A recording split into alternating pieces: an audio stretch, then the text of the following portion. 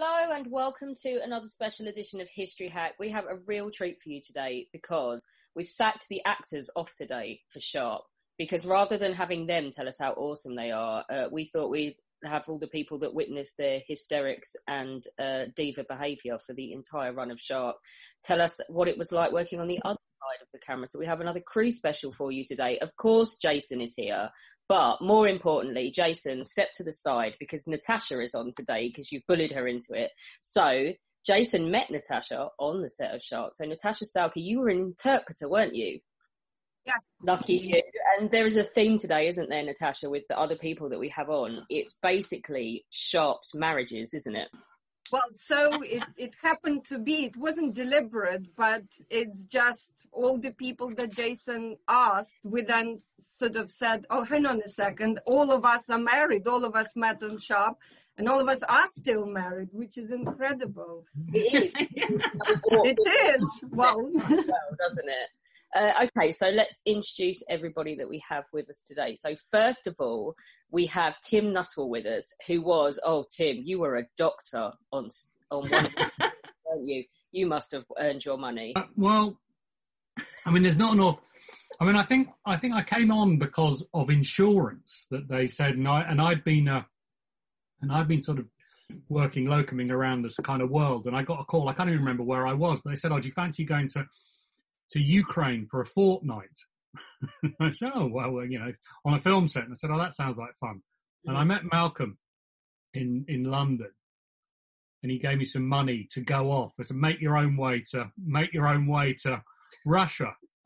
And I had this sort of hellish journey, which, if you want to, I could tell at some point, and ended up in Russia for 2 weeks, which then turned into 3 months because they wouldn't let me go home. It wasn't particularly that everyone was so sick. I think it was the insurance company wouldn't let anyone go home. And yeah, there was, I mean, and you just sort of get a sort of viewpoint on why. I mean, I think what had happened was there was a funny strain of Giardia that had come down. The entire cast had come down with a flu the week before. And then in a nearby village, cholera had come up and it had appeared on the WHO site of places in the world not to go. And there were kind of, 100 British nationals out there. And so, so that was how I ended up being. But I'd only been a doctor about 10 minutes, I mean, I've been a doctor 27 years or whatever now, but I think I've been qualified 2 or 3 years, and I'd met Susanna I think we'd worked in Casualty or something in... Yeah, something like that, yeah. Can't remember, a hospital that probably doesn't even exist anymore. It's Edgware. I was going to say Edgware, I think. Yeah.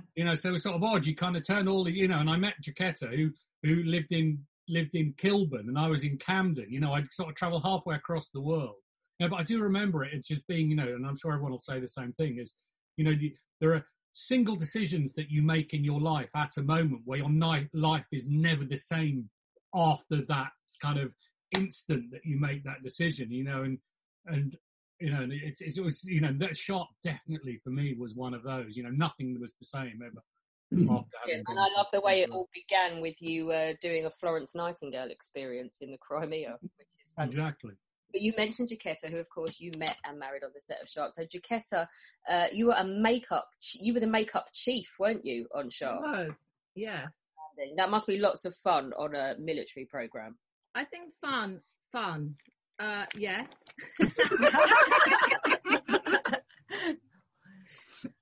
It was the biggest job I'd done at that time. I was quite young then, not as young as some. I just think it was fun, and it just was. Tom Clegg, director, obviously, had this amazing notion that nobody would notice anything. All he ever used to say to me was, "Oh, don't worry, nobody will notice." And it's like, which still rings in my head now when I'm, getting stressed and with very kind of stressy directors. Like his little echo in the back of my head is, "Don't worry, nobody will notice," because it's like. So I learned that nobody notices what I do, and yeah, but of course they do. Of course they do.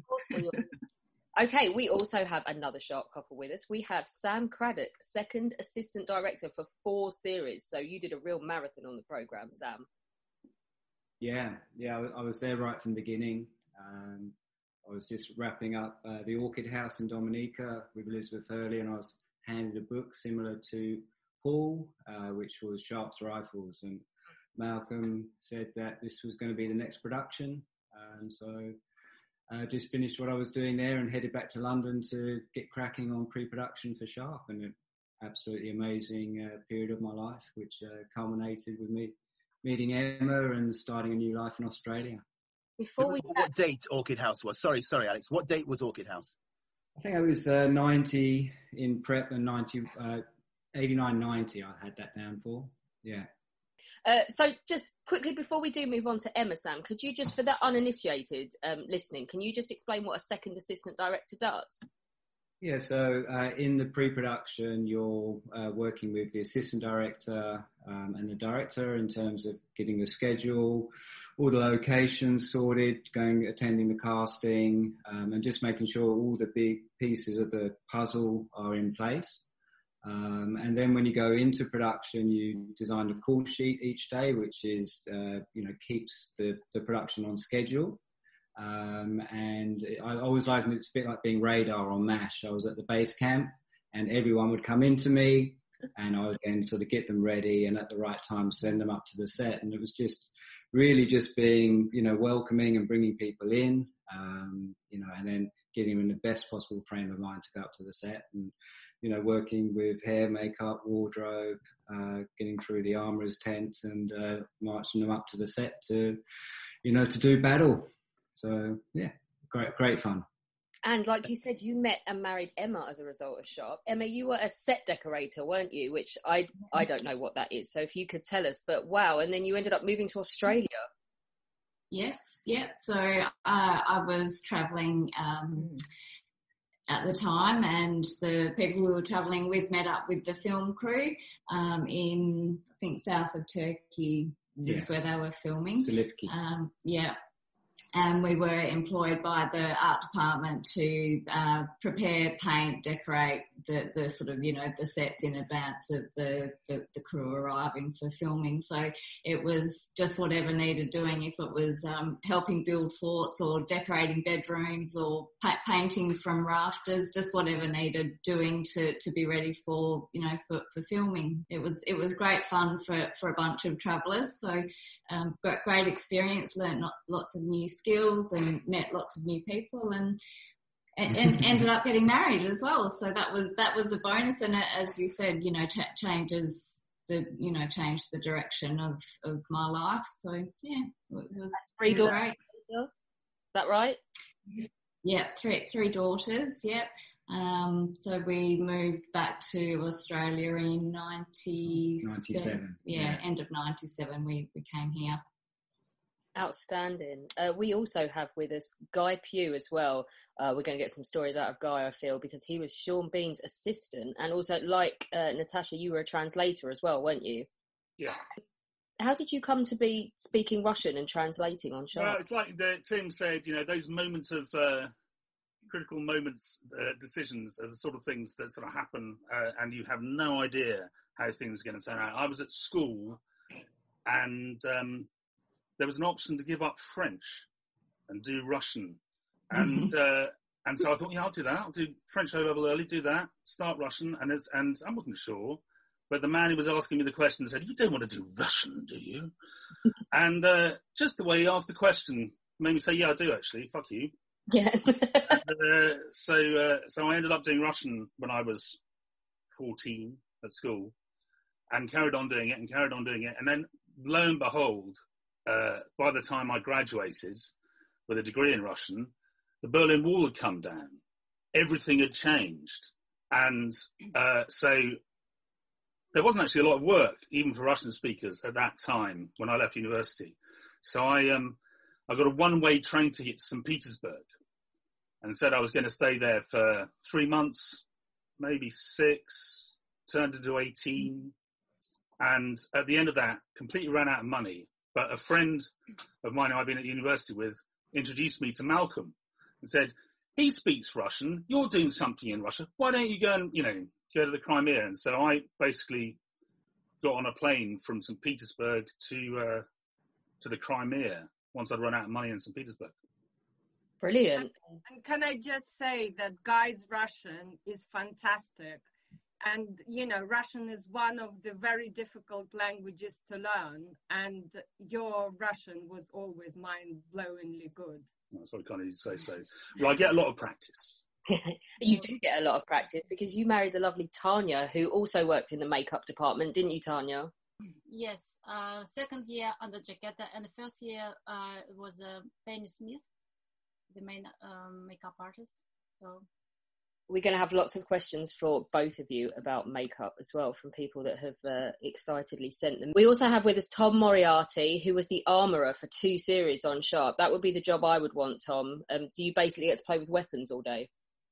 Yes, that is correct. Not euphemistically, of course, but it was a lot of fun.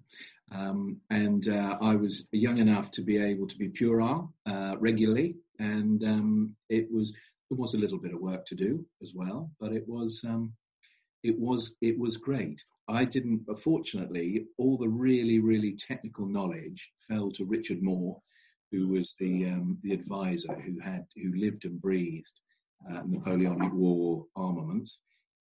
I just had to do the practical stuff, which was much easier. Brilliant. And also, when all of the pedants start complaining about buttons and things being in the wrong places, it wasn't you that was to blame. I wasn't clearing myself of that, actually, but you're right.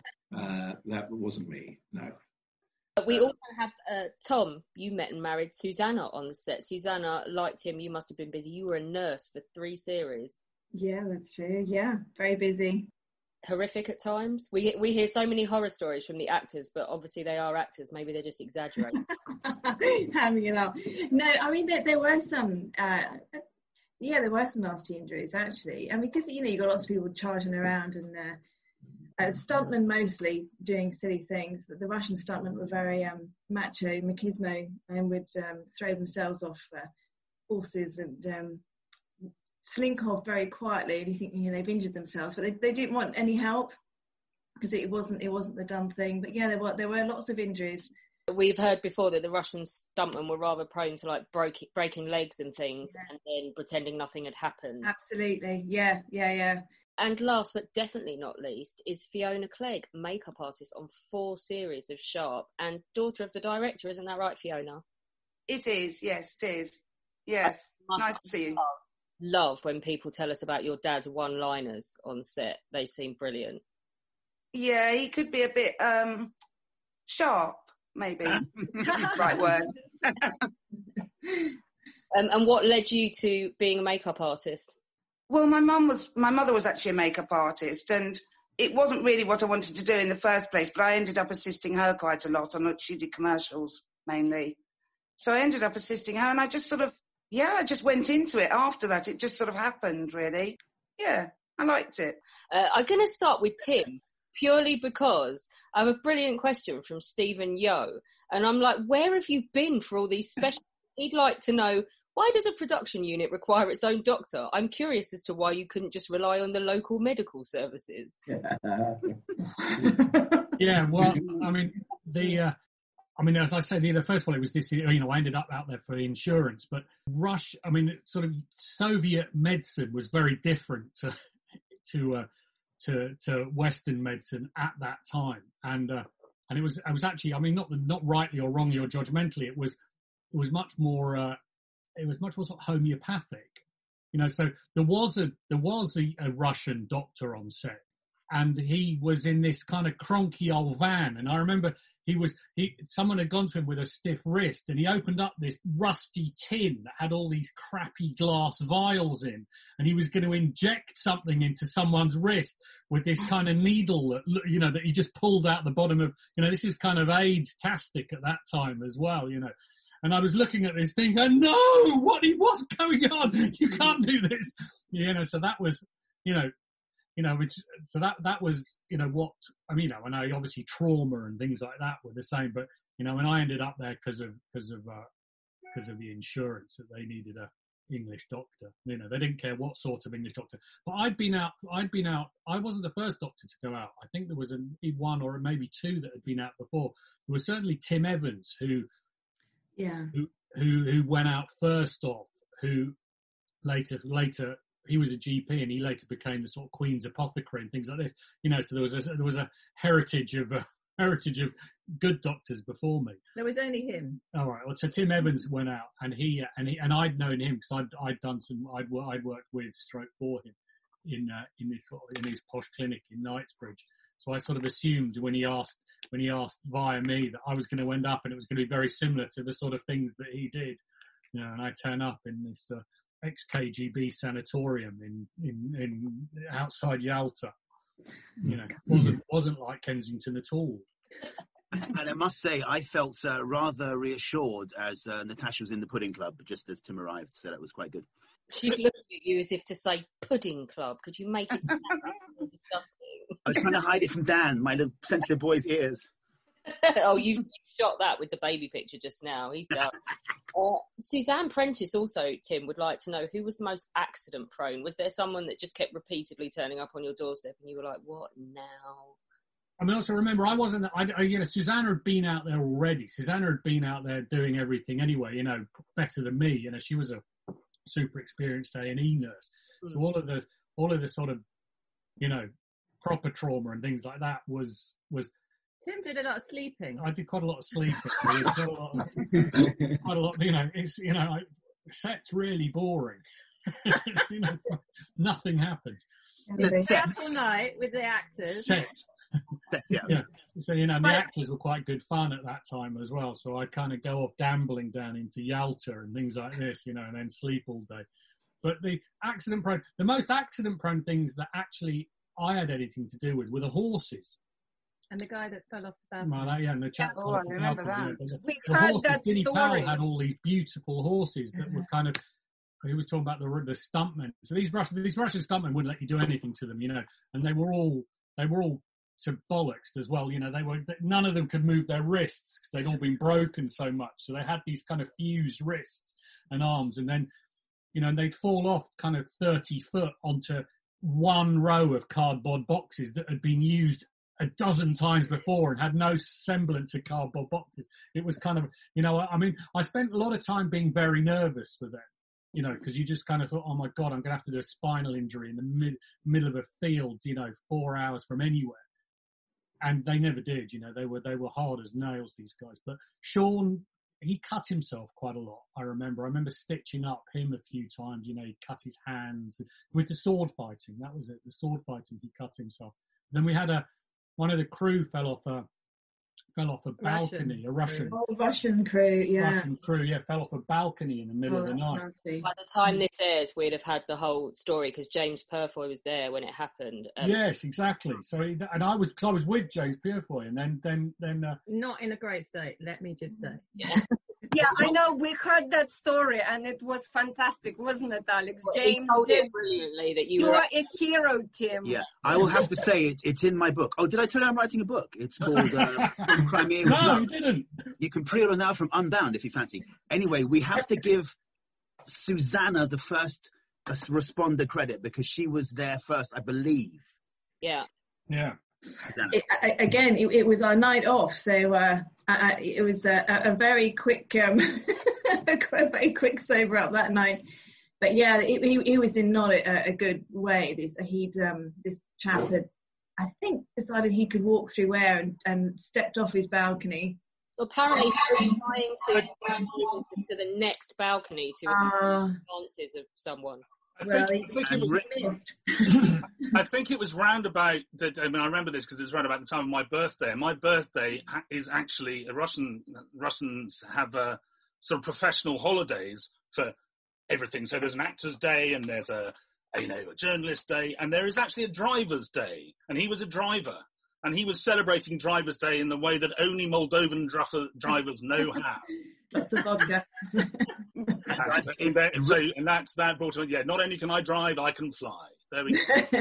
And actually written in my diary, which must be true, I don't know, he was trying to escape the amorous advances of Tamara.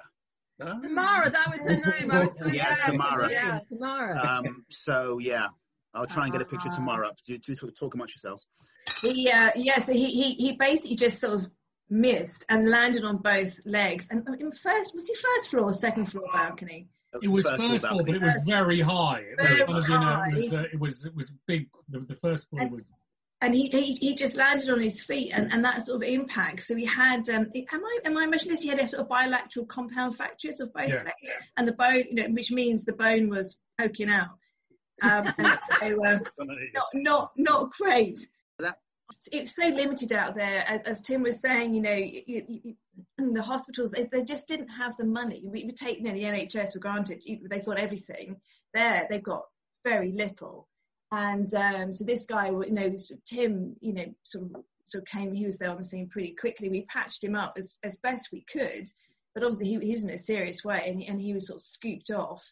But then one of the other drivers came back fairly quickly, saying, they didn't have, obviously with that sort of trauma, you need fluids, like IV intravenous fluids. They didn't have giving sets. They didn't have any fluids. They didn't have venoflons to stick in the veins to give the fluids with. So I had a basic sort of supply of that, and I just had to scoop it all together and ship it off to the hospital. That, I guess, would be, someone asked about what was the most horrific one you had to deal with. I'm guessing it's him. But apart from him, what was your biggest oh shit moment on when you thought someone had really done something? What, me or Tim? Both. I remember one. Oh, yes, go on then. I remember Sean being kicked in the head by a horse. Yeah, Jacko Preston asked, did you see Sean get stamped on by the horse? If so, did your heart jump in your mouth? I love it that they still use the clip. I don't remember that at all. I mean, I'm sure my heart would have gone in the mouth, anything like that, because we were sort of in the middle of, it was not a very nice place. It was damp and cold, and it was Essex. It was Essex.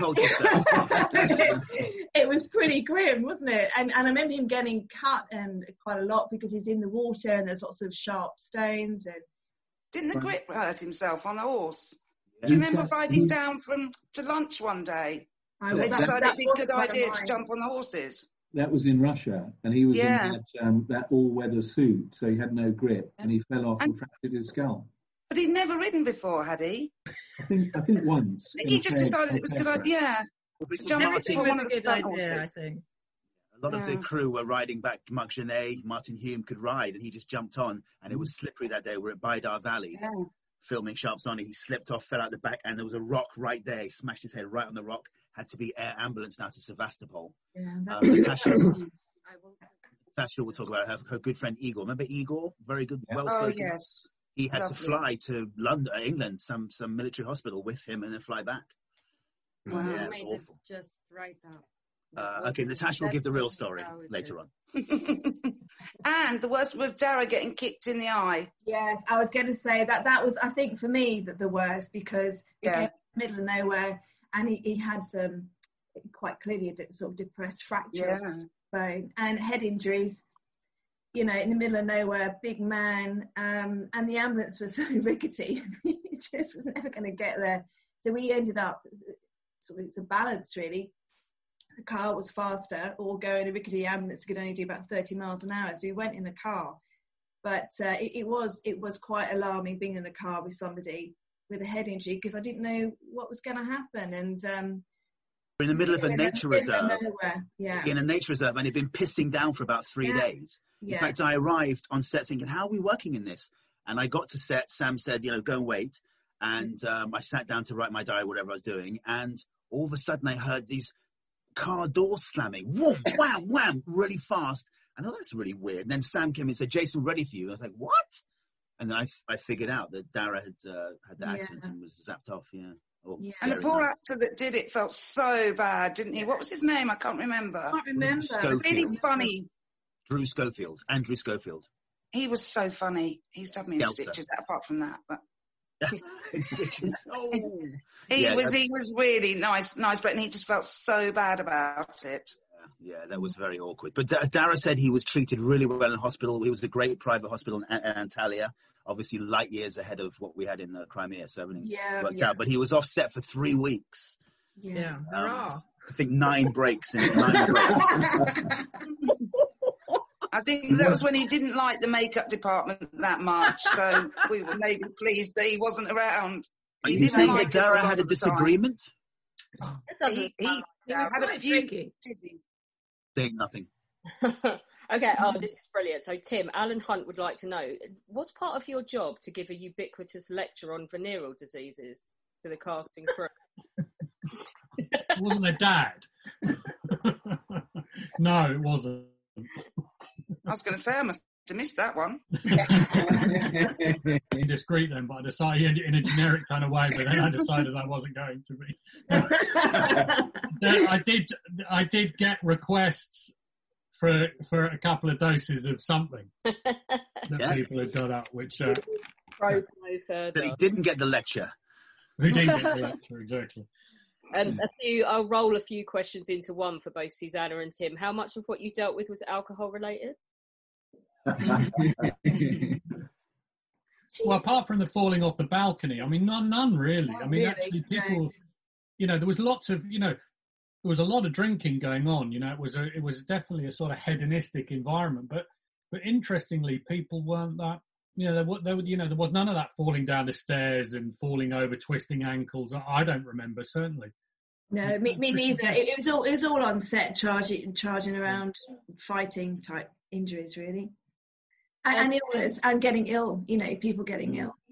See, that was what I was going to say. I mean, most of the stuff wasn't sort of big. Wasn't, well, you know, most of the stuff wasn't big falling over injuries. It was it was that sort of constant. I think, you know, one of the first things I remember was going into the you know, there were these the catering, and I went into the catering hall and into where the food was, just on a little kind of nosy around, and where the food was just heaving with flies. And, you know, and in the field next door was every, you know, these Russian squaddies who were all the extras, you know, who weren't allowed to use the toilets. You know, they had, you know, were taking a crap in the field next door, you know, and which was, you know, with the flies, and I just, you know, it was just a recipe for, you know, it was just a sort of public health recipe for disaster. So, you know, one of the first things I remember doing was persuading Ray Frith, who wasn't easy to persuade to do anything, to spend money to get a bug zapper. You know, these things you have in the butchers, the blue fly zapper. Like that, you go, what do we need that for? You know, well. I remember, Tim, that the soldiers had dug a cesspit for their stuff, and it was really close to the catering tent or the van. And the squadrons of flies, it was mad. We had the fly strips in our tent, and we were entertained by how many flies would be dying on it or dying and shagging on it and stuff. It was just like, oh my God, please. But by the third year on Sharpe, we'd seen it all, right, Sam? Pretty much, yeah. Pretty much, yeah. The First World War historian, I'm sitting here thinking, did you learn nothing from this? They learned nothing, the Russian troops, from a lack of hygiene. Okay, this one, I love this one. This is for Susanna. Craig Gladwin says, who was the biggest wuss? Now, I think everybody was pretty good, actually. I mean, Sean Bean doesn't like bugs, that sort of stuff. But yeah, I think everybody was pretty okay. That's very tactful. Chris Sorensen sort of did a 3-part question that's really good, actually. He says, how did you deal with heat stroke? Because the actors, aren't they living in more layers than they've ever worn in their life? And was it a problem? I don't know, Jason, do you remember getting lots of heat stroke? Or, I mean, people get very hot and you just throw... Yeah, for us, our costumes were like rags, basically. Yeah. We didn't have to wear much, but the officers must have been. Yeah. I just want to go back to John Tam's preparation for his room here. Yeah, we would be very hot, but you know, we ran the gamut. We had August, it was very hot, and then December we would. Yeah, this is John Tam's room. This is how we prepared. Wow. He hungry. He was going to eat the guitars. In the Marmite, yeah. Yeah, a little frying pan on the bed there. Yeah, there was. He definitely had a little apothecary case, and his favourite thing was Fisherman's Friends or something like that. No, Curiously Strong Mints. Yes, that was a big thing of Johnny. That. Yes. In fact, you remember how John always went on about paraffin and brown, Hagman in the show went on about paraffin and brown paper. Well, John Tams always went on about curiously strong mints. Yes. So back to the heat. Yeah.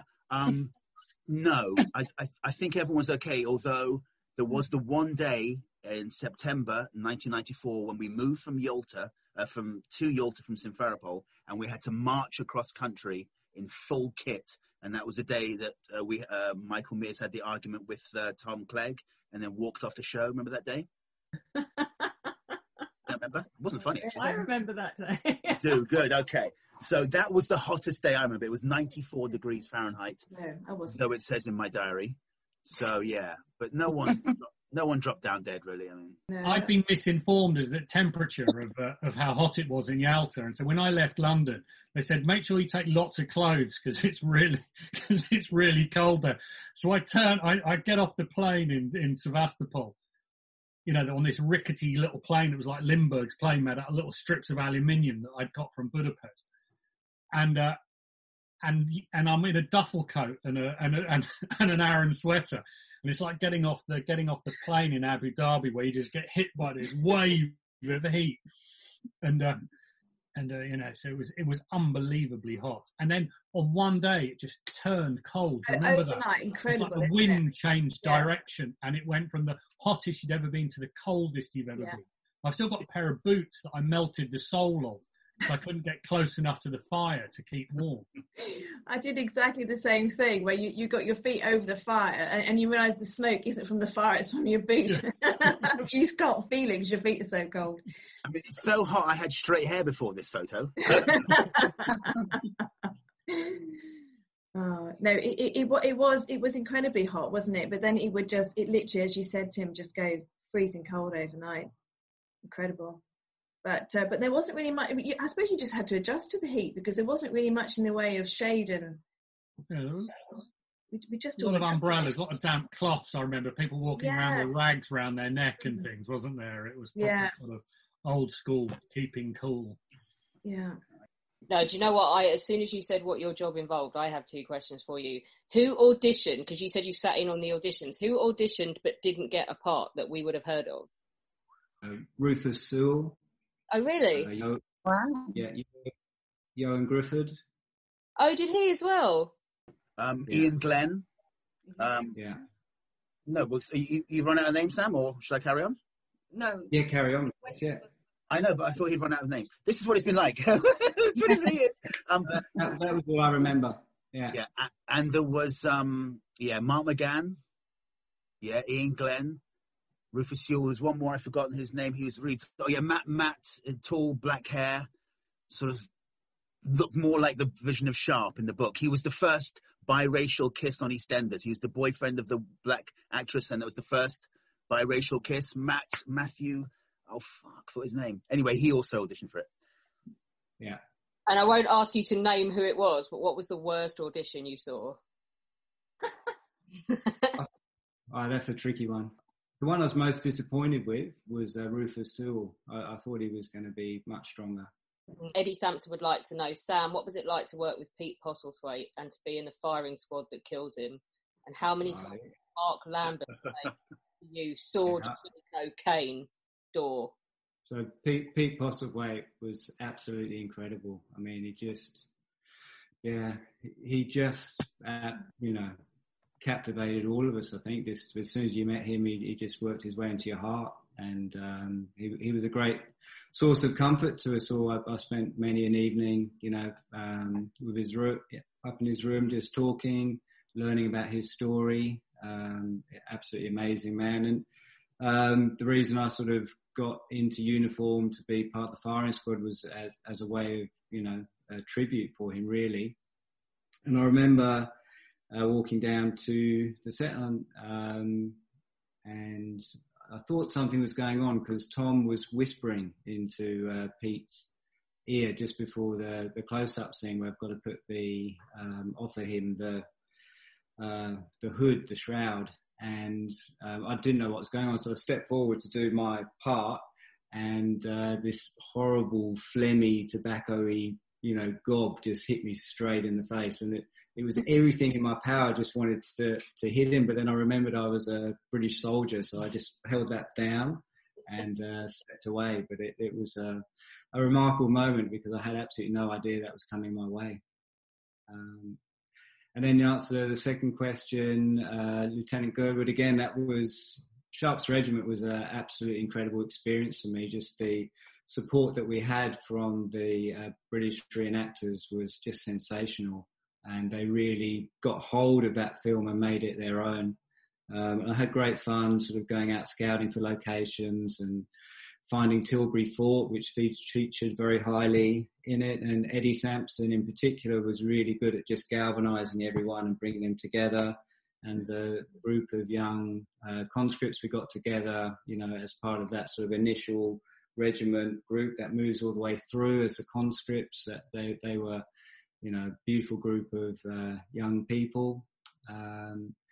And yeah, the scene with Girdwood's, that just kind of really was a pivotal scene. That was when Sharpe took power over the whole film, and it was great to be there to watch him sort of storm in. And I think the scene where he breaks the cane and slaps Girdwood with it was, you know, very, very strong. So yeah, it was always good fun, you know, where you could see a moment to get into costume and do your bit.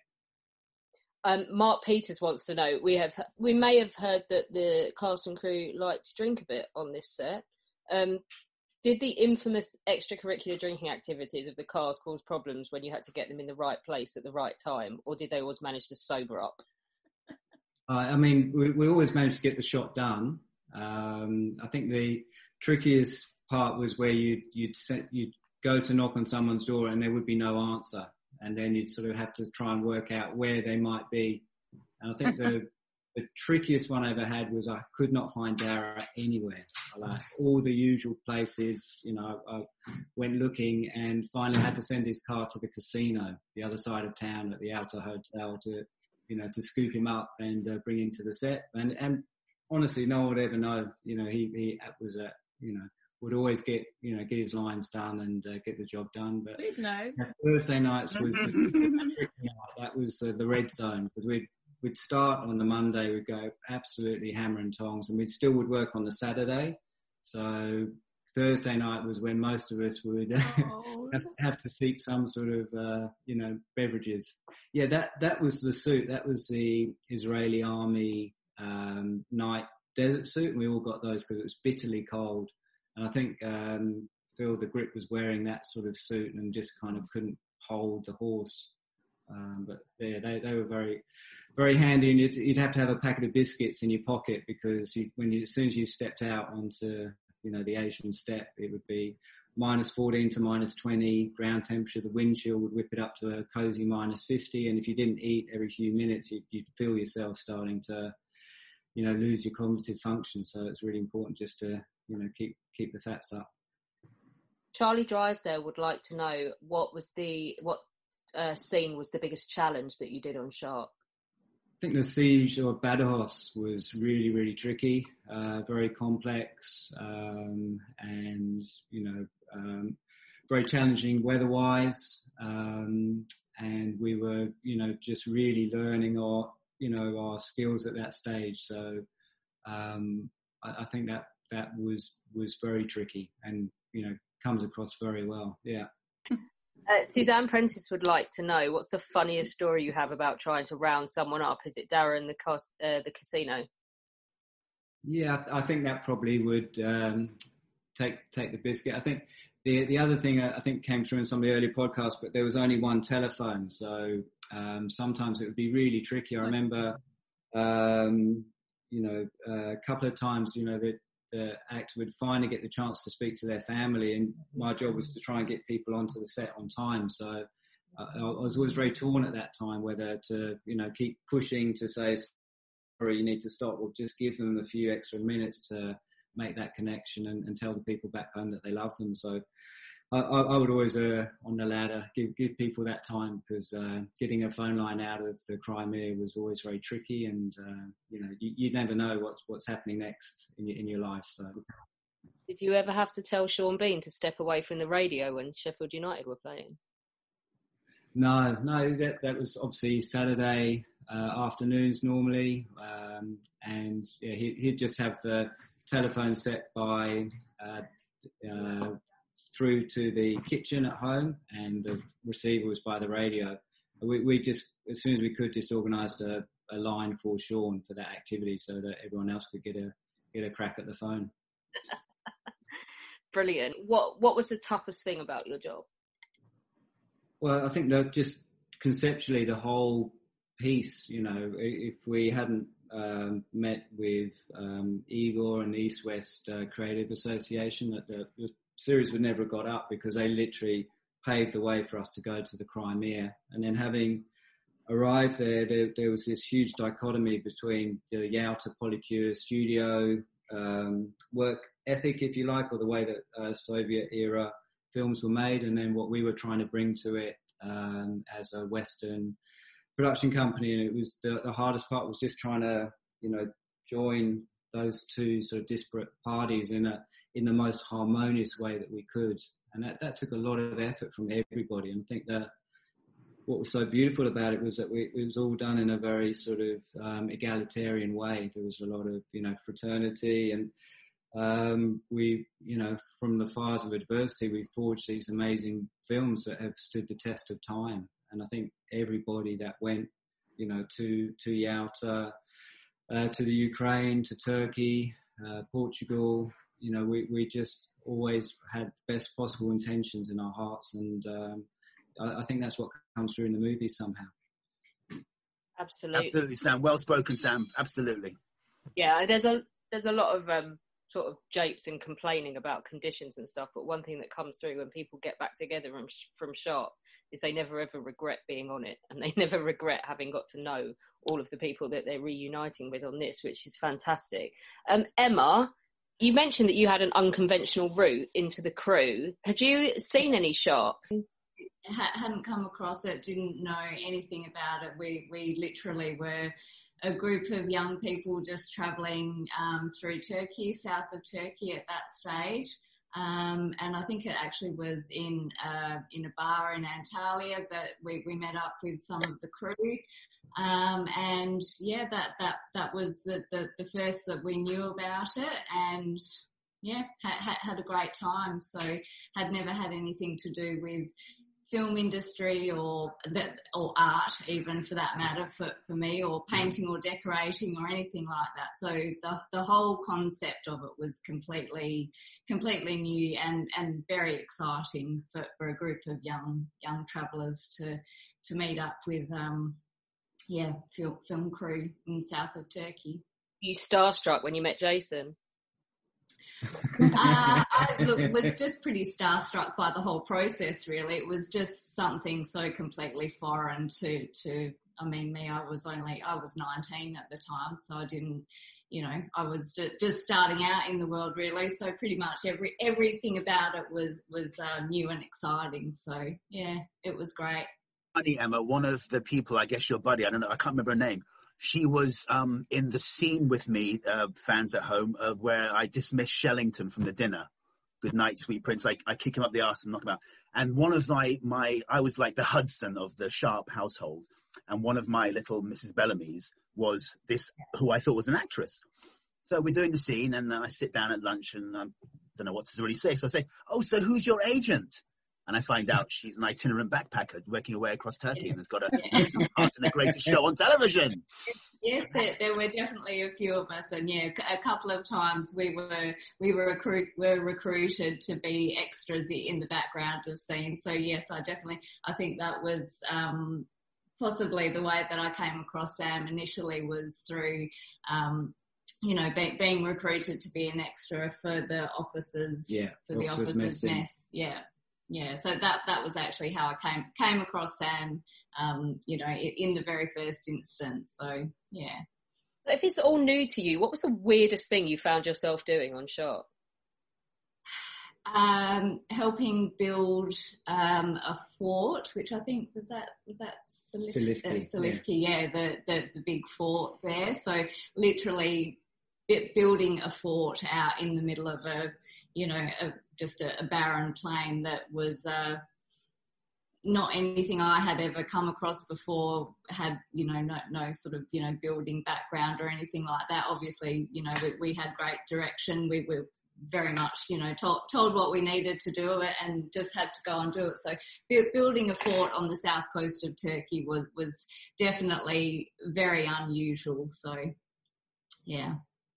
And then seeing it being partly blown up and rebuilt was also quite unusual. Slightly soul destroying that you worked. Yes. Name again, please. Yeah. Okay, Guy. Unsurprisingly, everybody's just got. One of them was about how tall Sean Bean is, which I think we'll just look it up on Google. I think he's about the same height as me, and I'm 6 foot. So yeah. There you go. I was surprised, apparently, that he's not short. I don't know. Anyway, Mark Peters. No, actually, do you know what? I'm going to start first with a sensible one, which is were there many diverse languages in the group, and did that cause you any additional problems?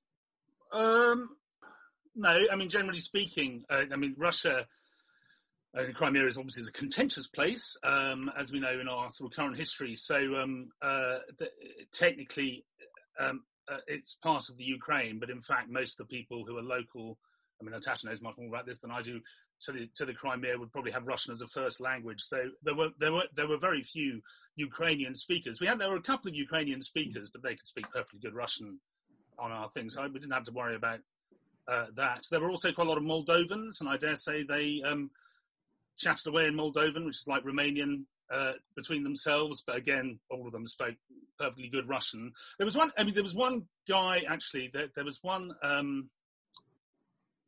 The Russian stunt coordinator came up to me one day and said, "Look, you need a really good swordsman to be the stunt man for I think it was in Sharpe Swords. Jason will remember his name, but there was a guy who was basically a stunt man. Aldis, you mean? Aldis. Yeah. And he was a stuntman, and the guy who was this Russian stunt coordinator, I think Sasha he was called. Yes, Sasha Vilatov. He came up to me and said, you've got to have Aldis. Aldis is the best man in the business. You've got to have him, and so on. And so I said, that's the one.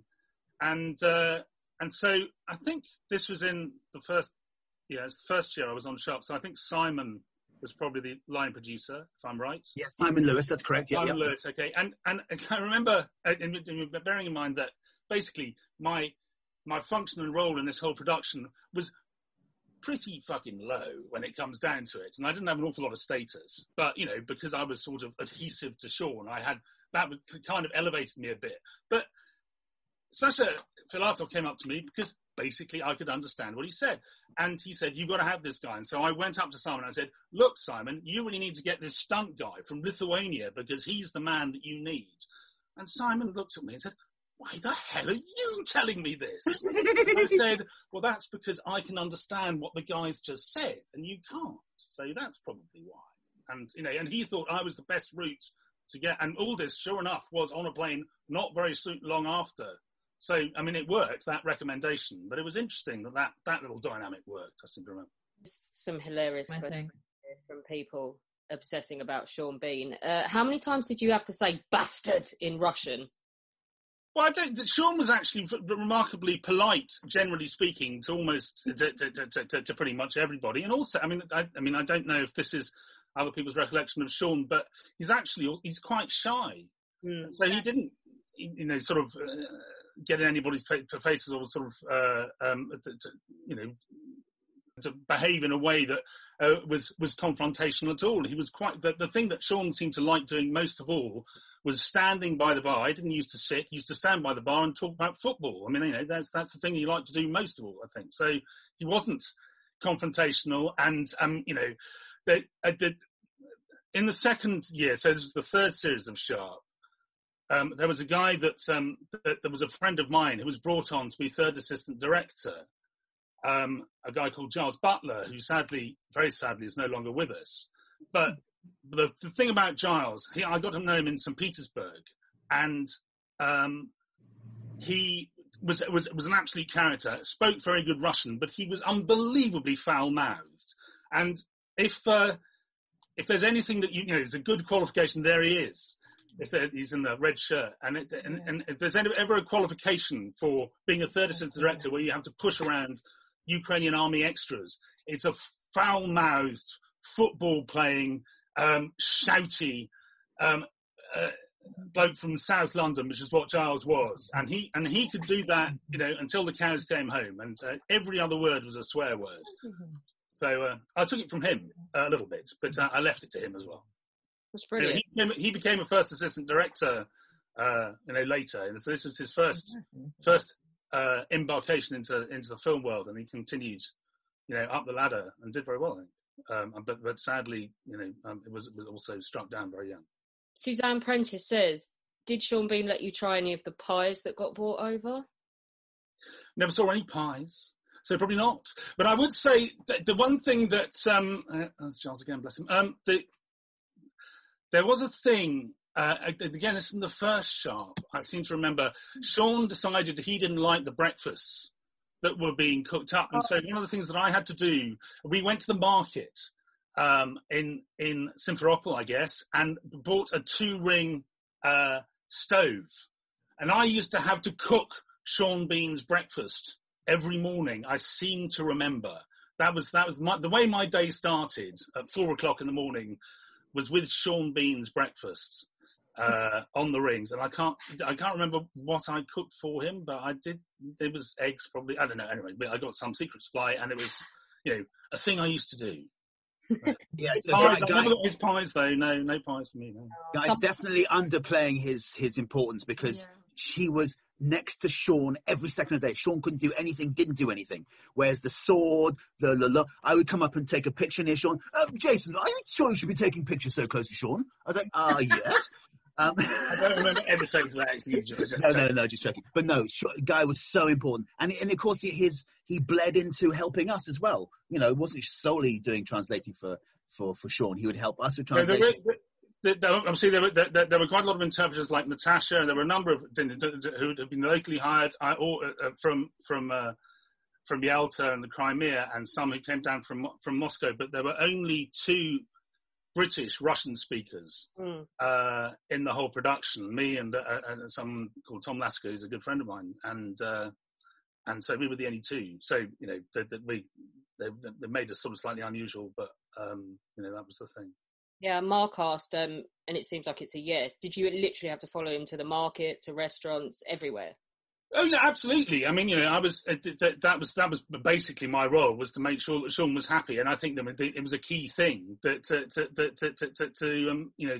look after him. And it's interesting because, and I did spend all the time, and he loved going to the market. He liked it. I seem to remember he had a particular fondness of one antique shop, and was mildly obsessed about buying a crocodile at some stage, and I think I had to engage in some. It wasn't a live crocodile. It was in an antique shop. But I had to do some quite serious negotiation, I seem to remember, on that front. But the market was a lot of fun. And, I wasn't umbilically tied to him on a Saturday because, as I think we've made the point, he was umbilically tied to his telephone, which was, on the other end of which was a radio with Sheffield United's game that Saturday, which Sean used to listen to religiously, I think, every Saturday. So he disappeared into his room and didn't come out until the match was over. So I did actually get... That was a question, actually. Did you have to sit and listen to Sheffield United, and are you a football fan? No, I didn't know. If there's anything that's likely to send me to sleep quicker, it's a game of football. It has to be said. So I have no football conversation whatsoever. So I didn't talk to him about football, but I seem to remember we talked about lots of other things. And, we had a good time. In the second series that we were on, Sean did live a slightly separate existence because, of course, he was the only man with a Winnebago. Third series. In the third series, the second series that I worked on, and the Winnebago was driven by a remarkable character called Gary Fiddler, who then became Sean's double. I think could he stand in? Not his double. He became his everything. His driver, his Winnebago driver, and his basically bodyguard. Not that Sean needed a bodyguard, but but it's very Gary, Sean, and I were a bit of a sort of a triumvirate in the Winnebago, which was a complete wreck, incidentally. It was quite how he managed to get to the Crimea. I have no idea how Gary managed to get it there. And the thing is that, one of my key roles, which we haven't talked about because obviously it's not really associated with Sean at all, was that I escorted the kitchen truck and indeed the Winnebago on its return journey. It didn't make it the whole way. But I've travelled across from London to Yalta by kitchen 3 times. Yeah. Oh and in fact, when I write my memoir, I was thinking of calling it Crossing Ukraine by Kitchen. because it's a journey I've done, and there are an awful lot of stories from that trip. All the trips were eventful. The Winnebago broke down. The first one was that when the Winnebago got to the top of the mountain pass, so we weren't even out of the Crimea. We were barely even out of Yalta. We get to the mountain pass. We get stopped. Not surprisingly, it's an unusual vehicle in the Crimea. So, and the Ukrainian police then, the Crimean police ask for driving license. Gary Fidler, British driver, never have his driving license with me. Why would you? I mean, just showed at the police station a month later. Well, not in Crimea, you don't. So, I had to produce my driving license, like I'm going to drive the Winnebago. And they look at my UK driving license and they say, excellent, this is special permission to drive in Ukraine. So, I got to drive the Winnebago 500 yards until we swapped again. And that's before it broke down in Ternopil. But it was a long, long journey before then. Brilliant. So Sid Jarvis wants to know how many cups of Yorkshire tea you had to make for Sean. Well, that again wasn't entirely my responsibility, because I don't know if you've talked about the remarkable Sandra and Patrizia.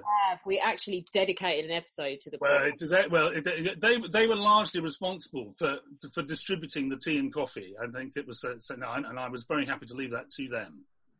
Yeah, Lyndon does a very good impression of their chai Moloko. Oh, well, there you go. Yeah.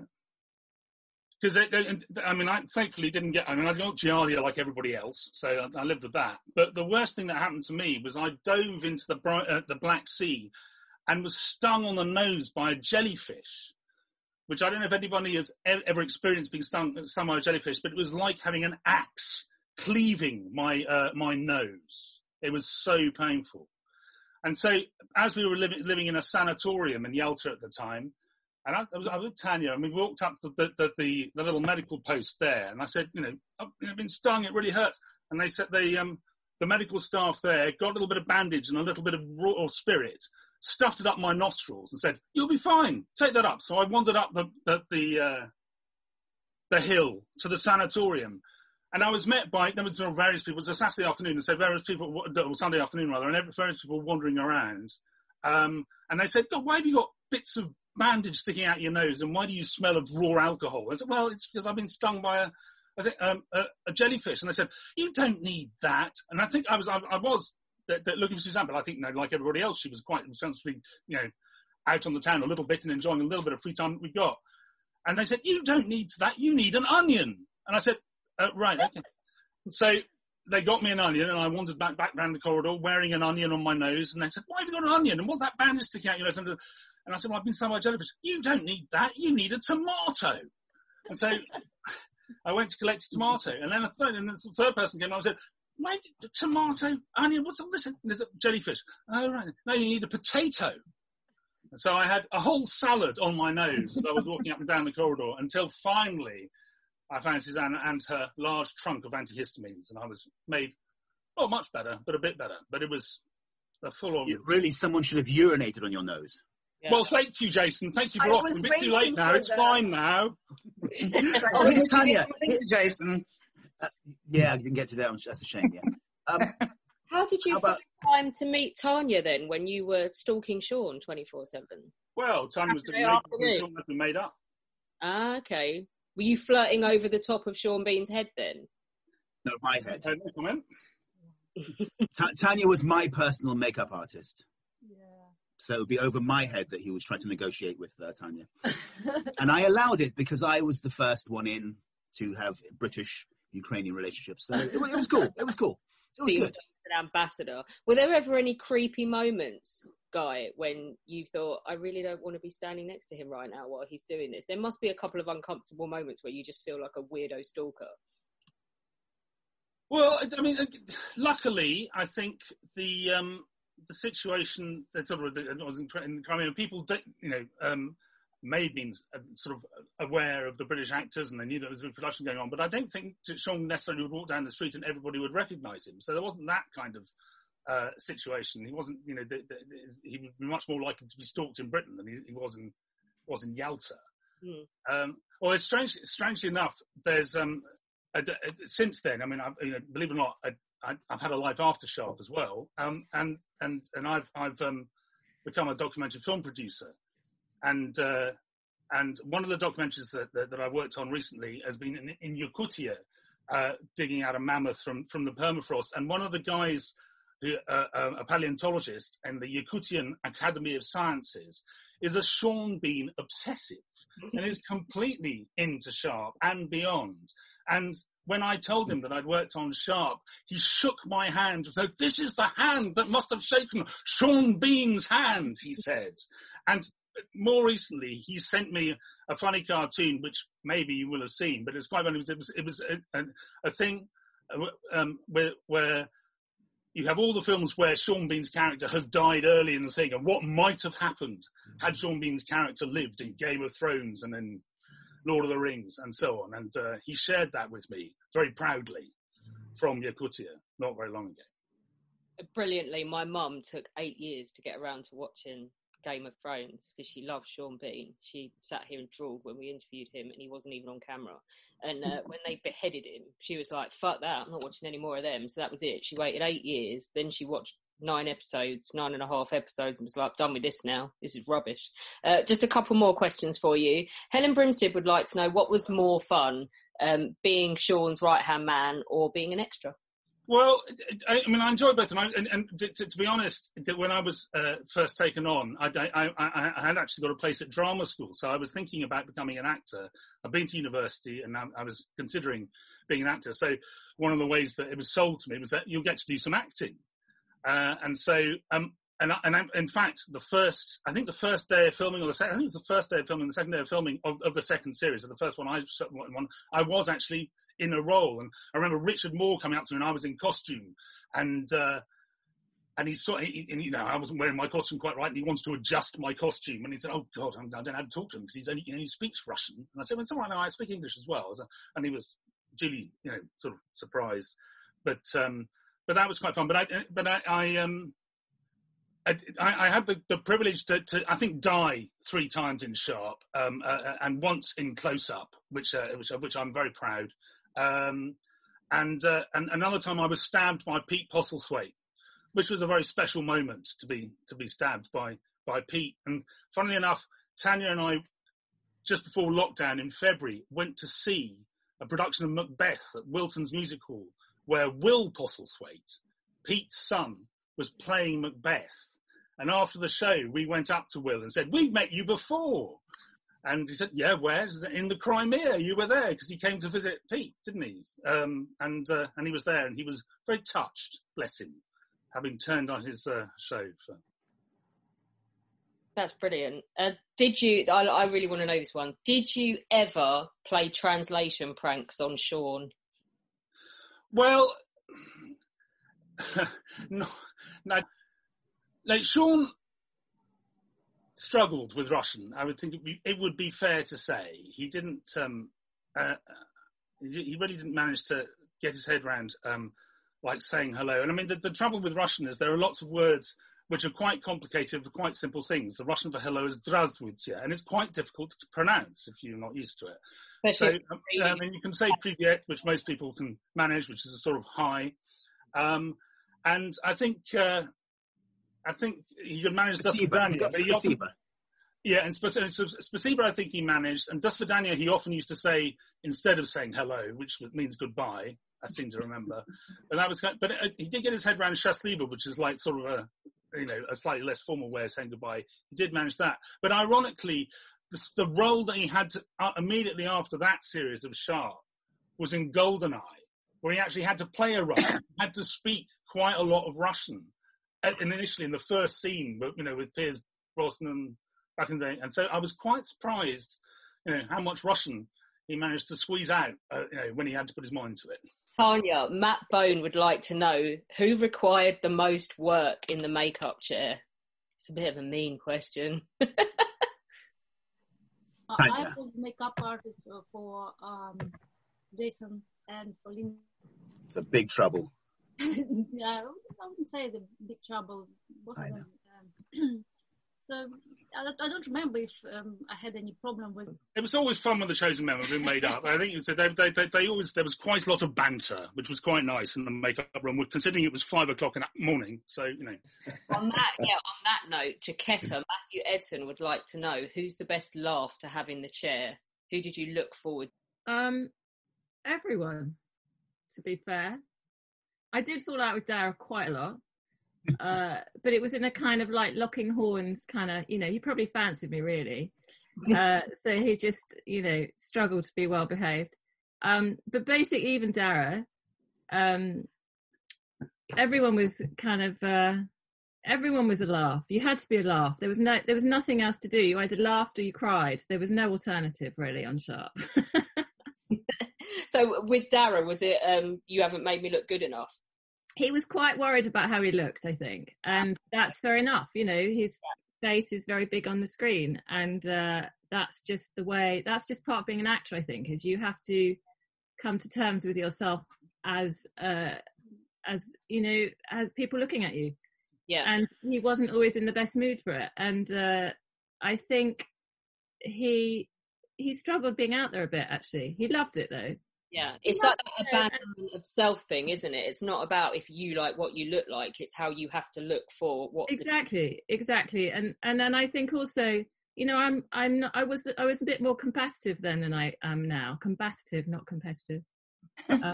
As I'm sure this lot will remember, I did kind of like a bit of an argument.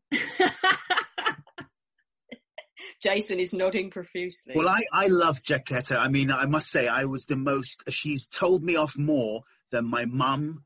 Not as much Natasha. Natasha's told me off shitloads more. But the first one, and I love you for it, Jack. The first one was we took a trip into town, and I wanted to give the driver like $5. He's like, no, you must give them $2. And I was like, yeah, I've been here for 3 years. You're going to inflate all the prices. That was the one. I've been told that, though. I've been told yes, you were right. It's really important. You were right, absolutely. But it was only $3. But it was the third year by then. Matt Campbell wants to say, you must have had an enormous sense of pride watching Sharpe, seeing your work on screen. What was the most difficult thing? So this can be for Fiona or Jaquetta. What was the most difficult thing you had to create on Sharpe?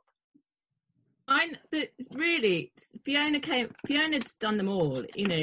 I literally rocked up season, you know, in Russia, season 2. I'd never even watched the show. Obviously, once I got the job, I watched the show. But when I got the job, I had no idea. Ray Frith gave me the job, I think, basically because I was cheaper than the Penny who'd done it the year before.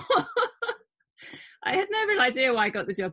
And it was just an amazing baptism of fire. And Fee was great, and she filled me in. And I think, but ultimately the thing that we had to do more than anything else was, and it's easier said than done, was make people look dirty and weathered and like they had been battling for years, and chuck blood at them. I mean, that was the bottom line, really, of the job. And but you were good at telling us how long they'd been marching and all that. So you were always, you know, the one that set the scene, and we did it. You did it very well. But yours was Wellington's nose, wasn't it? I don't even start with the nose. That is a question, Jaquetta. Alexander Farrimon would like to know, how many hours of your life have been dedicated to Hugh Fraser's nose? Too many. There was a time, the heat actually, that impacted massively. The heat was terrible for that, because at the time, nowadays we use silicone. It's a whole different technical process using prosthetics. But back then it was latex, which doesn't have breathability. So what happened was the sweat would build up under his nose. He would, well, you know, like any natural man would sweat in the heat that he was under, and the sweat would build up. And at lunchtime, I had to release, I had to undo the tap, turn on the tap to release the sweat. And sometimes that would mean having to redo the nose again. So yeah, happy days. But it was, I mean, it was an amazing prosthetics learning curve for me, that, actually, to be fair. And sometimes it was successful, but sometimes I am proud when I look back at it, and there are the odd shot where you go, ooh, God, yeah, that's a bit nerve-wracking. But they'd never let you know that it looked bad. You'd ask and they'd say, no, it's fine, it's fine. No, well, your dad used to say, And yeah, then you'd it's see it fine. later. Nobody will notice. That's literally what he would say to me. It's fine. He'd always say, they're going to cut that bit. They're going to cut that bit. You won't see it. Always. It's true. And they never did. No, they never did. You know that Hugh still has the nose, or a nose. Hugh? Yeah, he kept one. Did he? That's the only thing he kept is a nose somewhere. That's funny. What was Fiona? Was there anything where, because you're working obviously in the middle of the Ukraine, and we know all about the conditions. Did you have everything you needed, or was there any instance where you really had to improvise? No, we never had anything. We had everything, didn't we? We did for the first week, and then it all mysteriously disappeared. Well, I think that was somebody drinking stuff. Yeah. Some of the drivers were drinking some of the products. I think that was definitely true. Can I just say, one of the things I remember actually, which I was talking about recently, because nowadays, obviously, health and safety, nowadays, COVID health and safety is beyond, and hygiene and stuff. But hygiene practices, although obviously, this is going to sound very cavalier, it's not that I didn't take it seriously, but there were definitely times where people weren't looking dirty enough and you would literally take dirt off the floor and put it on them. I just assumed that was standard, though. I mean, what's better than real dirt? It's obviously the right colour and matches. It's perfect. You know, why wouldn't you? Not animal dung. What doesn't matter, does it? Yeah. Paul Witter wants to know. We know that particularly Lyndon, the party king, and possibly Jason, I've heard a rumour, were shit-faced quite a lot of the time when they were making Sharpe, and Cocky definitely would be one of these. How much of your work was spent trying to cover up hangovers? It was good for the look, I thought. Yeah, it made them look weathered. I do remember a really funny story, James Purefoy. I remember James Purefoy and Sean were up all night, and his call, James was in the chair first. Sean came in after him because he would never be first unless he really had to be. And James arriving still straight from the bar, and he was absolutely drunk, and couldn't actually really sit in the chair. And so, I mean, and he was really laughing. And I mean, you know, you have to just laugh, right? And then his first scene was on a horse. And I remember him going, Jack, come with me. So I had to basically walk to set with him because he was really not in a good way. And they helped him up on the horse, and they turn over and he starts walking, and literally the whole of his body just slipped all the way around the horse. Oh, was that the day they tied him onto the horse? You know, I talked to James just after that. He watched the script through, and he's the movie through, and he couldn't see that his legs were tied. So he thinks he imagined that. But he did fall off the horse, that's true. Because he rode in the car with me that morning. Really slowly. He just slowly kind of just went down. It was really... Definitely wasted, because he was in my car that morning and he was like out of it all the way on the drive to Bidar Valley. It was completely gone. So that's for sure happened. Yeah, for sure that happened. There's a question as well about the most creative you had to get in terms of characterisation. Would it have been Fredrickson? Were you given a lead on that, or were you just told, make him look really fucked up? I mean, the big things really for me, I mean, obviously, what was the guy with the moustache and the proper fop guy who was in... What episode? He was in... I don't know. He was in the second series I did, so third series. Fourth year. And he had a kind of painted... He must have been in... Yes, Mark Lambert. He played Girdwood. Exactly, Mark Lambert. There you go. But that was sort of the most make-up-y. Really the most creative was, I think, for me, when Sean was shot in with Emily Mortimer. What's that one called? Sharpe Sword. Sharpe Sword. And she had to do a stitched wound on camera, which is actually why I got to talk to Tim in the first place, because he taught me how to do Napoleonic stitching and how the surgery was different then. Don't know how he would know that. He probably made it up. But that for me, it's not so much it's most, I suppose it is creative, but it's sort of like that was the biggest challenge that sticks in my head at that time was knowing that scene was coming up, and it was a proper exam day for me that day. And I remember Emily was really nervous because she was worried she was going to put the needle into the prosthetic and it would come off, and she had all those anxieties, and she was great with it. But that, I think it was things like that. It was things like that had to be kind of realistic, but you kind of just had to wing it at the end of the day because we never had any time to do stuff really, and it was all just sort of like just do the best you can. But there it is, full frame, this prosthetic that you've had made, not really knowing if it's going to fit onto Sean, because I didn't really ever take casts of Sean or anything. I'm quite proud of that scene though. I watched it the other day. It's quite good. No, it's very good. Yeah, because Sean, he's almost dead, isn't he? He gets the stab wound, he gets like a good bullet wound, and he survives. Whereas, of course he survives. The surgery was so good. Of course, yes. But I'm saying, Harris gets a little bayonet in the back and he's dead straight away. It's really perplexing. Benny, you get that bayonet in the back, 15 times that day? Yes, 15. Almost got there, yeah. Final one in the end. Andy Wilson, Jaquetta, would like to ask you about covering up the Sheffield United tattoo constantly. Yeah, no, that's just what you did. Yeah.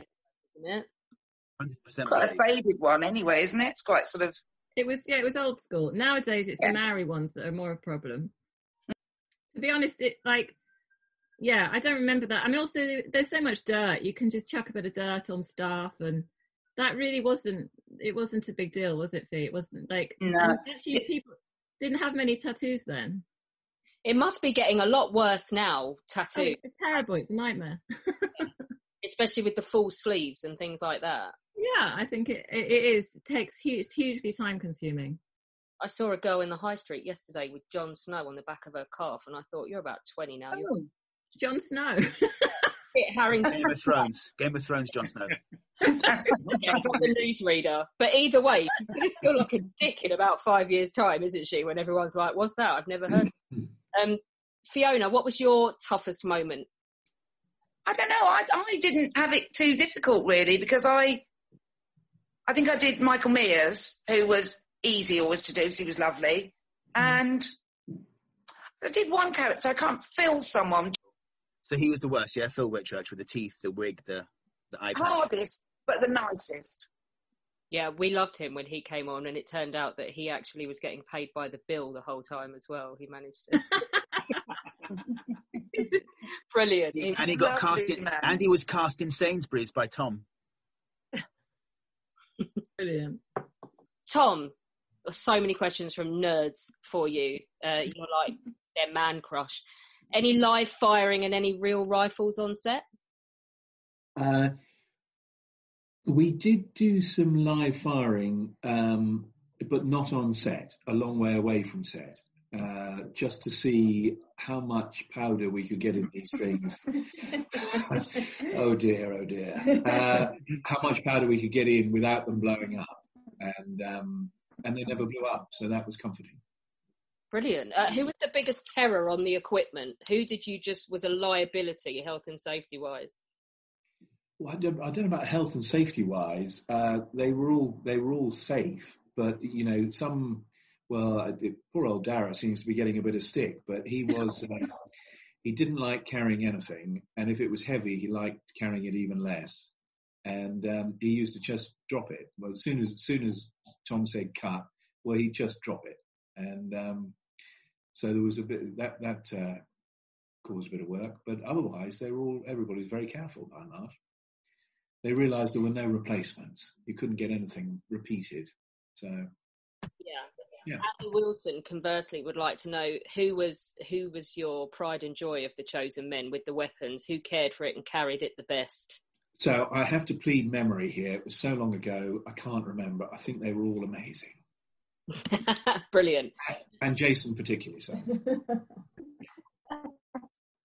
I was pointing at me, by the way. John Tams actually was always very considerate and conscientious with his kit. He was, if there was a standout, but I don't know. It was a long time ago. This one's good. Danny Iberg, if you could pick one weapon from your stash on Sharpe for survival purposes, I'm guessing Corona Armageddon, which would you pick?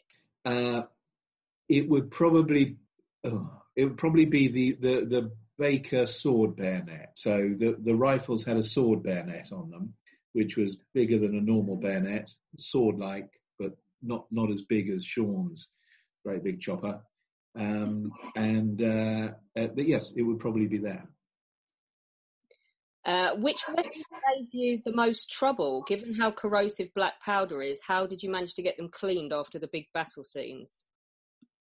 Do you know, corrosive black powder wasn't the issue. The biggest issue was we had about 12 German rifles, which were about 25 years later than the Baker rifle, which we had converted to fire electronically.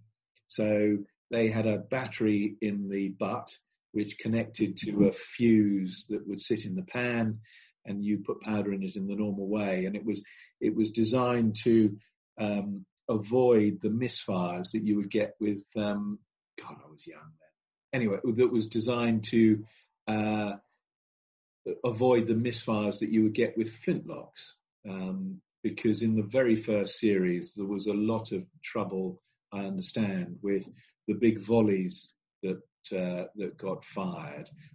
When they came to look at the footage, only every other one or every third rifle would actually fire.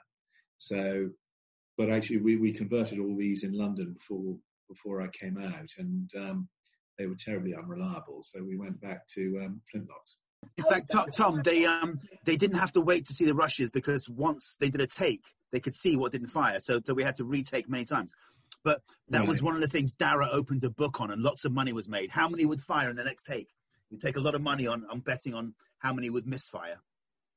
Right. Well, and what were the odds? Very long odds? Oh, I can't remember that. I didn't write that in my book. I told you I'm writing a book, yeah? From Crimea with Love. From Unbound. Pre-order now.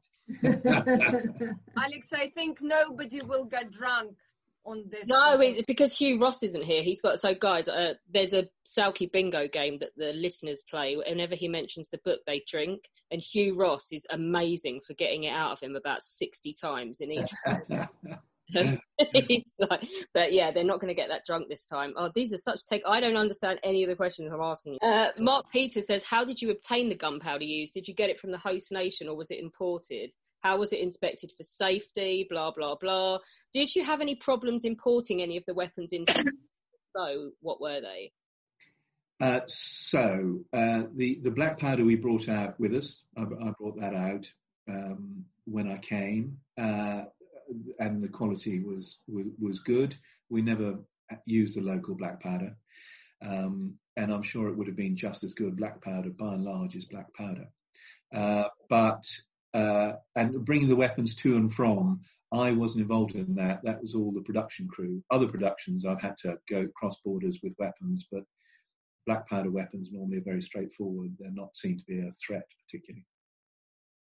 How much of a kick did Mr. Knock of London give? So, to get the best effect out of it, you put a lot of black powder in, but that wasn't deemed to be universally popular with its principal operator. So we used to not load it up too much. But there we are. I loved operating it. Yeah, I loved holding it. It's so heavy and satisfying and wonderful. It was. We had to have a dummy of Mr. Knock made because the original was too heavy for some participants, and because the original, actually, it was a beautiful piece of kit, and it was a complete replica of the original as well, and very valuable too. So that got treated with very kid gloves. In fairness to Dara, it was only used for marching scenes. The resin knock, it was used for marching scenes and for standing around. That was all they were used for. But for action, obviously, Dara took the real one, just to defend Dara. If it was being, my recollection is, if it was being fired, he'd have the real one. If he was in a close-up, he'd have the real one. But at other times, if possible, we would use the dummy, especially in Series 4. Charlie would like to know, do you practice hand loading, and if so, what are your favourite calibers? I'm not a hand loader, no. I'm not a recreational shooter. Probably because I'm married to a nurse. That sort of thing is frowned on, as are many other things. So, no. Did you have more than one role as an extra as well? But, you know, I used to get dressed up a lot. And I always got $100 for it, which was marvellous. At one stage, I think the makeup department complained because they didn't think they could make me look significantly different, and everybody was just going to realise it was me again. And Tom said, "No one will notice." Right? It was a bit of that, but yes, also, I still. Sorry, Dave. No, I was going to say a lot of the cascador, the stuntmen, were used over and over and over and over. So it's one of the big things of the Sharpe groups on Facebook. They're always pointing out who played what. Oh yeah, well, what's his name? There's Hobbs. Hobbs has popped up in here and there and everywhere. So yeah, don't worry. You barely noticed that you were there twice. You do have a wonderful face for period drama, though. Looking at those pictures of you where they've done you up in sort of the costumes and things, like Michael Mears, some people just have the face for period drama, don't they? Well, the curious thing was every time that I got dressed up because they wanted somebody who looked like an English officer or looked vaguely English. But if you look at all the photos, I look Spanish, not at all English. But there we are. You're just handsome, so. I just do anything for money. That's what it is. Yeah. Matt Adams would like to know how many versions of Sharpe Sword were made, and does it have some history to it? That's a combined question from Eric as well. So the sword itself was unusual because it was a pattern heavy cavalry sword, which you wouldn't normally get an infantry officer wearing. But that sword, no, it just came off the shelf at Baptist. And spares, we had one spare hilt and I think 5 or 6 spare aluminium blades. Which, Marcus, one of our nerds, has one, doesn't he, Jason? Yes, one of our historians who comes on normally when we're doing episodes, he bought one of the swords from Sharpe Sword because on Sharpe Sword, the sword gets broken. That's right. So that year they had to have a bunch of replicas, and it was auctioned, and Marcus Cribb bought it. So yeah, he's the proud owner of one of those swords. Probably lied to his girlfriend about how much he paid for it. But she doesn't listen to this podcast, so it's fine. They want to know, how did you get into film armoury work and what's some of the other stuff you've done? So I'm afraid it's the old-fashioned route. I knew the boss's daughter, and I was having dinner round their house, and the father used to own and run Baptist, which was the firearms hire house, and he said, "Look, we're doing a swords and sandals epic. You're not doing anything at the moment. Do you want to come and polish some swords?" Again, not a euphemism. And I spent 3 weeks polishing swords for, I don't know, some gladiatorial epic. And then they got a bit pushed for people. And he came into the workshop and said, "Tom, I need you to go out on a BBC period drama called Clarissa," again with Sean Bean, Sean's first thing, where he had to, the particular scene that I'd gone down there for, 3 nights of night shoots in Warwickshire, he had to shoot a shooter out of a tree. So Sean was up a tree, 3 o'clock in the morning, with a French carbine, and I didn't know what I was doing, but fortunately, sat around in the dew, waiting to be called, first time ever on set. Anyway, I'd been shown how this, 1820 carbine worked, and I loaded it up, went up the ladder, put it in Sean's hand. Sean, action, he pulls the trigger, nothing happens. So it comes down, and I, mess around with it, hadn't got a clue what was wrong with it, put some more powder down the end of it, and handed it back up. It happens again. Nothing happens. It's happened 4 times. And each time, because it was a night shoot, it was okay, but I was sweating like a dog. And every time in a panic, I just put more powder down the end of the barrel. And on the 5th take, this thing goes off, and the tongue of flame that comes out of the end of it is just enormous. And Sean, the side of Sean's face gets all peppered with black powder burn marks.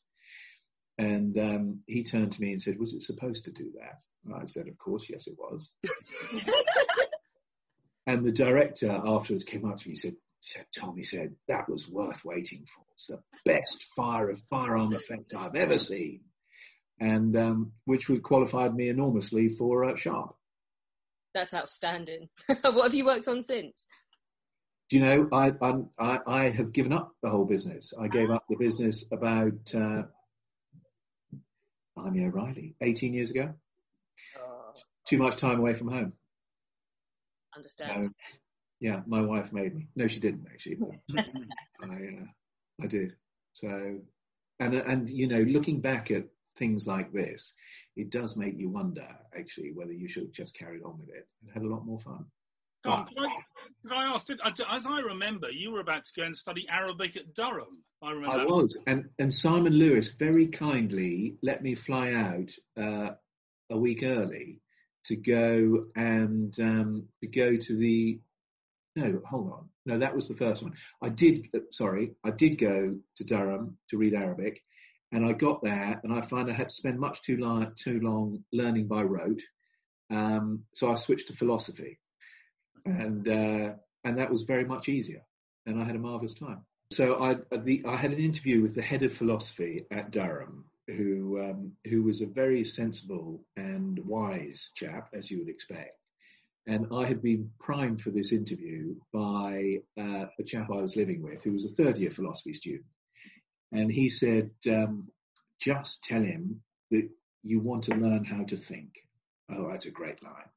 So I went for the interview and I trotted that out. He looked at me and he said, "You will have to do some work as well." I had a lovely time.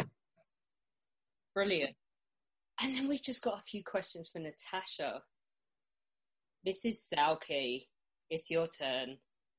You have hidden from us for about 8 reunions now behind Jason's Sharpe screen, which I'm guessing you have to look at every day of your life. Oh, it's packable, uppable. I'm guessing it's on pain of death. She makes you pack it away as well. Yes, I abuse her and denigrate her every second for making me put away my Sharpe stuff. Natasha, does that live on the bedroom ceiling, perhaps, Jason? No, it gets packed in a box and gets put underneath the couch and is only taken out for podcasts or living history reenactments or whatever.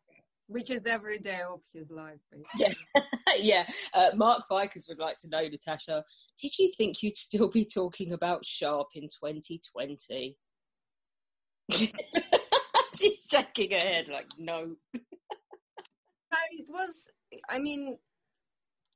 It was absolutely incredible and exciting time, and being young is incredible and exciting, and things that we do while we're young. I don't think anybody ever thought sort of far and beyond, what will come of it. It was just really fun, incredibly difficult for so many reasons, like you hear everybody's point of view, whether it's members of the crew or cast, but it was unforgettable, and just seeing people again and again now, it's amazing. Don took to know which actors/actresses did you interpret for? Well, pretty much everybody who would come in to attend, and the guy will let me know, probably will back me up on that. Yes, you are allocated to either a certain person or a department, but in general, it's when you're a translator, it's kind of the borders blurred, and anybody would use you whenever they need you, whether you are off work or working or, whoever is nearby. To borrow one of Tom's euphemisms, you're a tongue for hire. Yes, exactly. Oh, brilliant. So Paul asks as well, we've heard a myriad different accents. We've had Irishman, Scotsman, Spanish, French. How did you understand a word of anything that they were going on about? Was it difficult? Was it a challenge struggling to understand all these different nationalities in English? I think, well, I mean, at the time it wasn't something that I remembered, but because predominantly I had to speak to, you know, like Jaquetta, for example, she would use me to translate or something. But actors, of course, like I remember the Liverpudlian guys, the Scousers, that was just something else. But then I've learned that it wasn't just me, it was English people who couldn't understand them either, you know, so that was okay. They're in a bubble all on their own, no one understands them. Skillicorn. Yeah. Oh, and Tim would like to know also as well, if you were translating for like a technical language, like for a camera department or something, was that difficult as well to do the terminology?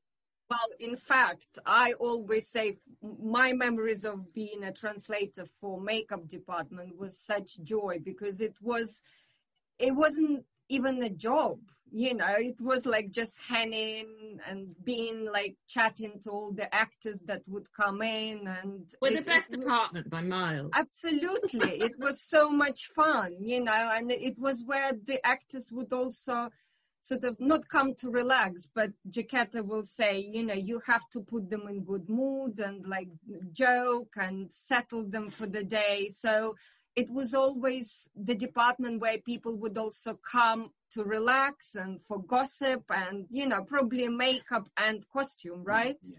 The rest, you know, and plus you always kind of tent warms, you know, whereas other departments are out in the open. So when my friend asked me if I wanted to be involved on Sharpe, because previously I had some experience working on TV productions.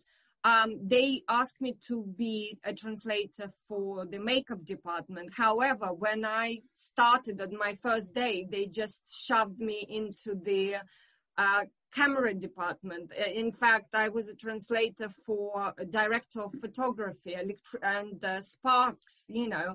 And that was so challenging for somebody who, you know, is yet to train as a translator, because to save money, they were basically hiring very young people, unexperienced people, you know, and suddenly being bombarded by the lingo that Sparkies use. I mean, Sparkies, who are Sparkies? What Spark?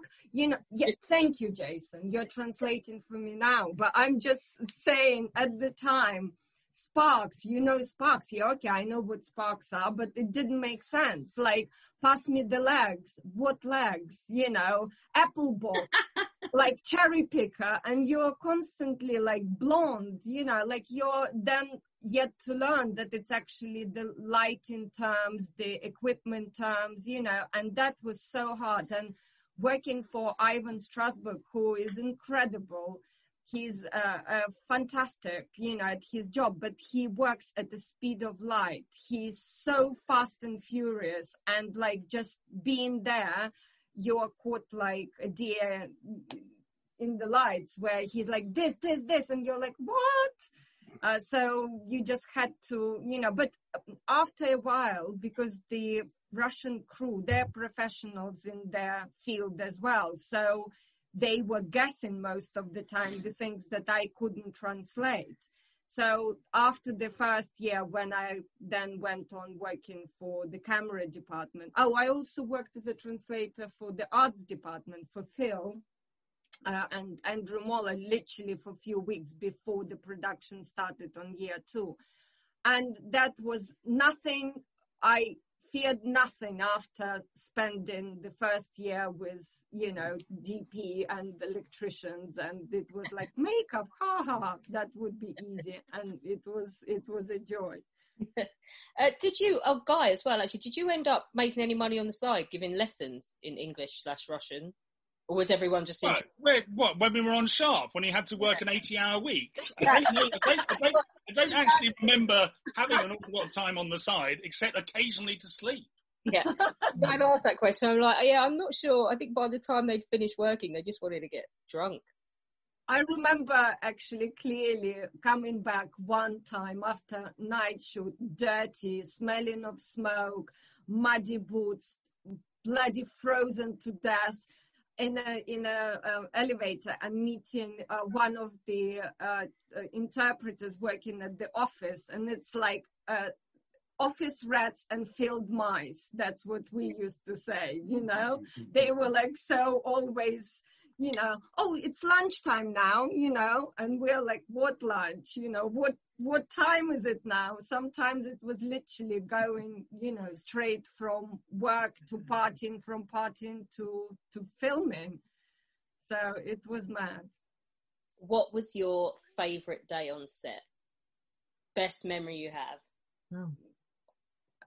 The whole thing is one fantastic day and memory, really.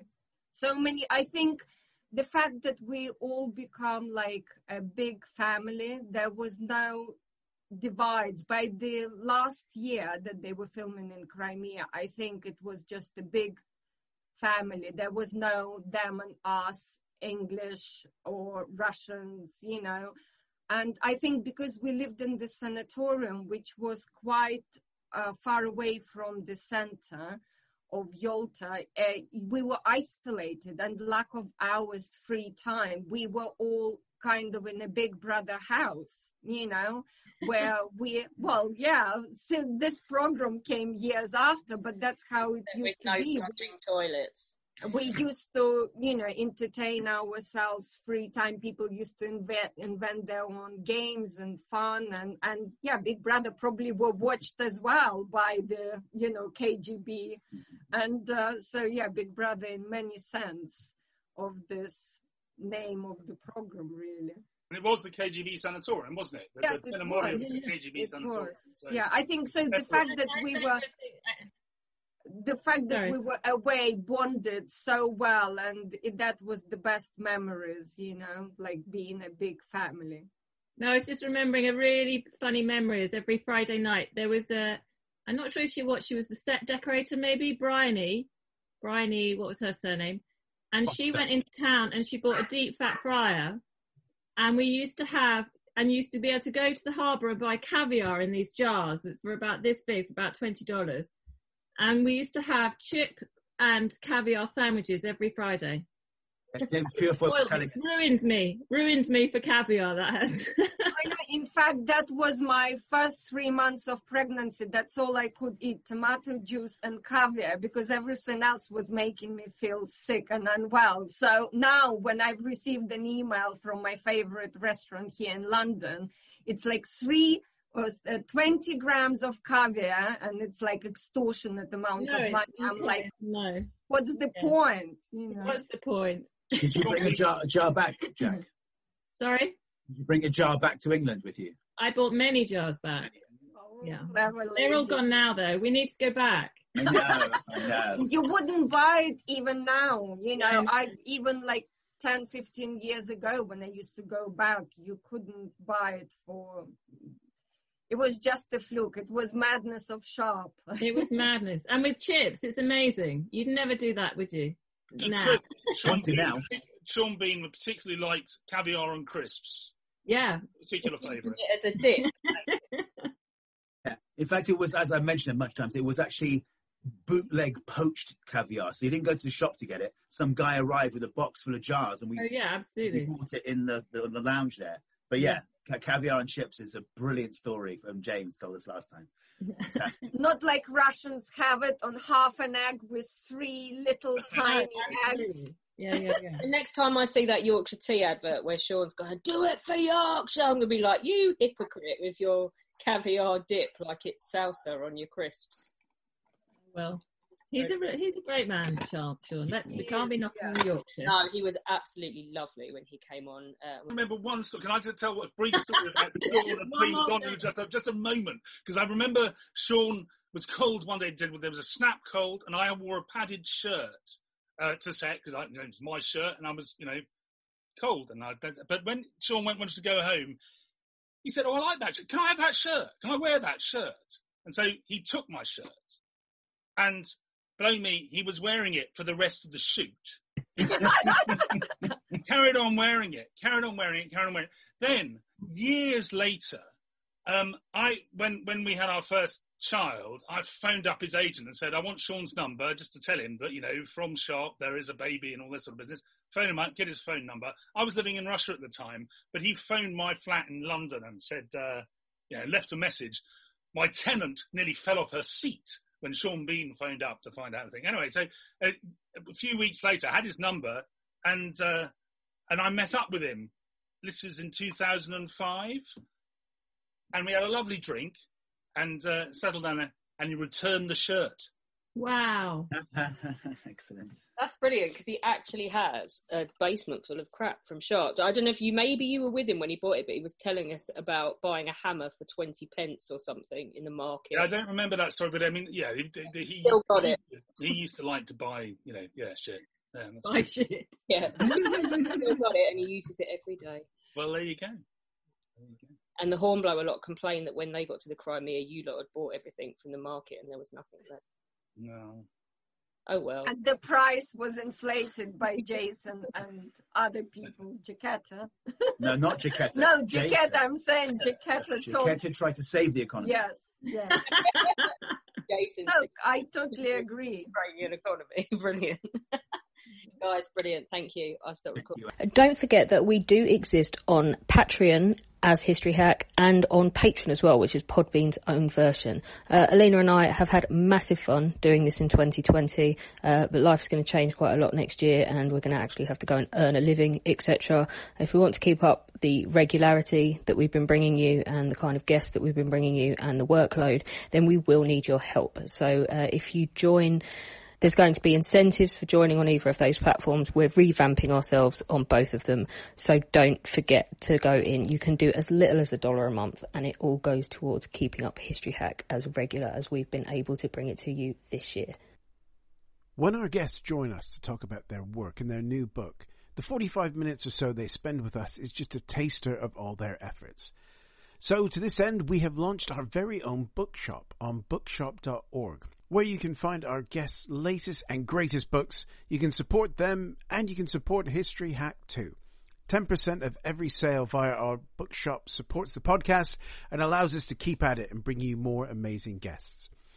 You can find our bookshop at bookshop.org/shop/hack history, or just search on bookshop.org for us under the shops bit. Thank you for your continued support, and here's to your next great